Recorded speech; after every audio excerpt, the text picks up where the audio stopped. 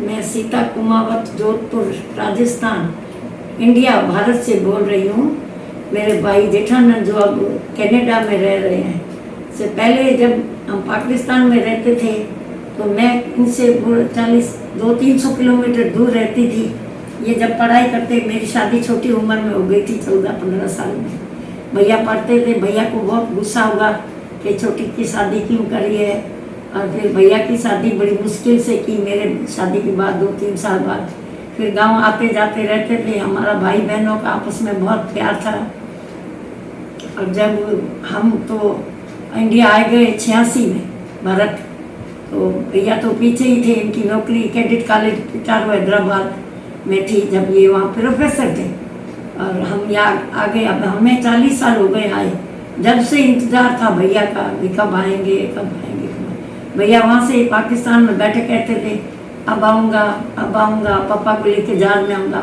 पापा की डेथ हो गई, नहीं आ पाए, उसके बाद भी नहीं आ पाए। और वहाँ से फिर रिटायर होके और वहाँ कनाडा गए। कनाडा गए हो कभी 10-12 साल हो गए। फिर भी हम कहते भैया आओ, एक बार आओ। कभी नहीं आए, पहली बार इंडिया आए। हम बहनें यहाँ 3 बहनें हैं, तो हमारे मन की लगन थी तो एक बार भैया आए, हमारे भारत को भी देखे और हमसे भी मिले। सब परिवार आ गए। अब सब यहाँ रह रहे हैं, जोधपुर में रह रहे हैं, कोई गांव बाड़मेर में रह रहे हैं। तो मन में यही लगन थी। तो भैया को एक दिन मैंने, भैया कह रहे आएंगे आएंगे, तो दीपावली से कोई 15 दिन या 20 दिन पहले मैंने भैया से कहा, मैंने कहा भैया राखी तो चली गई, लोग सब राखियाँ बांधते, हम तो निराश होकर आंसू छलका के बैठ जाते हैं। अब आप दिवाली पर आओ तो हम भाई दूज को आपको राखी बांधेंगे प्रेम से। तो भैया हंसे, सोचे अब 15-20 दिन तो रहे हैं दीपावली को, इतनी जल्दी कोई वीज़ा मिलता है क्या। तो सोचा होगा मन में, लेकिन कहा कुछ नहीं। बोला कि हाँ मैं आऊँगा, दीपावली आपके साथ ही मनाऊँगा।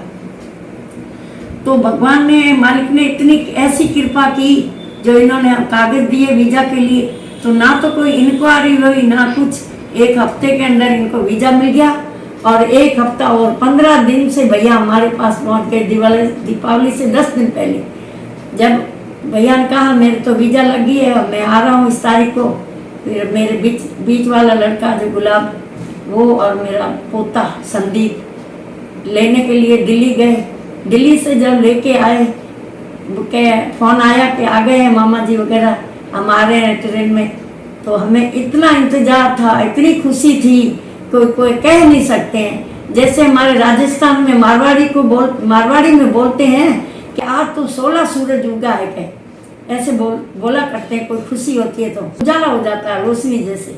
तो भैया आए तो पहले तो मेरे को ऐसे हुआ जैसे लिपट जाऊं, पर नहीं, मैंने मारवाड़ी रस्म के हिसाब से भैया का स्वागत किया, तिलक किया, माला पहनाई।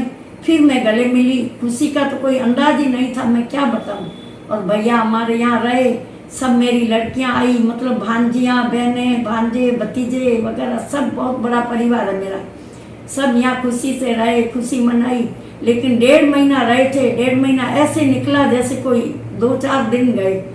और आज भी, अब गए को भी 10-12 महीने हो रहे वापस कनाडा, लेकिन आज भी लगन ऐसी है कि जैसे अभी हमारे पास आ जाए, अभी हमारे पास आ जाए।